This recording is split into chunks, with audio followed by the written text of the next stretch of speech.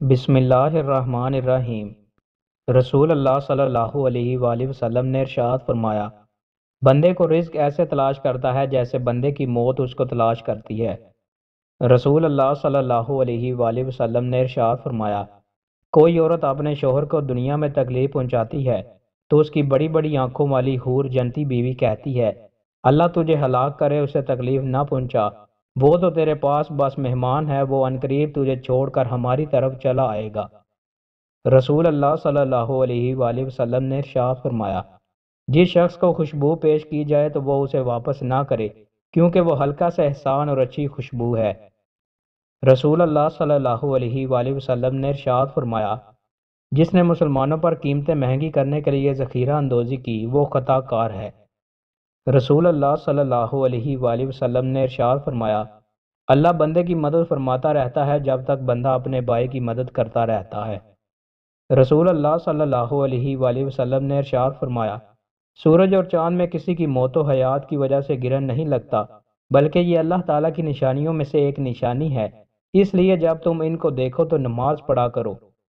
رسول اللہ صلی اللہ علیہ وآلہ وسلم نے ارشاد فرمایا، جو شخص اپنے آپ کو بڑا سمجھتا ہو اور اکڑ کر چلتا ہو، جب وہ اللہ تعالیٰ کی بارگاہ میں پیش ہوگا تو اللہ تعالیٰ اس پر ناراض ہوگا۔ قیامت قائم نہیں ہوگی جب تک 10 نشانیاں نہ دیکھ لو۔ حضرت حذیفہ ابن اسید غفاری رضی اللہ تعالیٰ عنہ سے روایت ہے، ہم باتیں کر رہے تھے کہ حضور نبی اکرم صلی اللہ علیہ وآلہ وسلم ہمارے پاس تشریف لائے۔ رسول اللہ صلی اللہ علیہ وآلہ وسلم نے دریافت فرمایا، تم کیا باتیں کر رہے ہو؟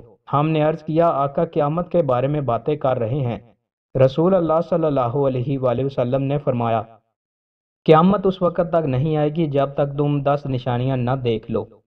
نمبر 1 دھواں، نمبر 2 دجال، نمبر 3 دابدۃ الارض، نمبر 4 سورج کا مغرب سے طلوع ہونا، نمبر 5 حضرت عیسیٰ ابن مریم کا نازل ہونا، نمبر 6 یجوج مجوج کا نکلنا اور 3 جگہ زمین کا دنسنا، نمبر 7 مشرق میں دنسنا، نمبر 8 مغرب میں دنسنا، نمبر 9 جزیرہ عرب میں دنسنا، نمبر 10 آخر میں یمن سے ایک آگ نکلے گی جو لوگوں کو ہانک کر انہیں محشر کی طرف لے جائے گی۔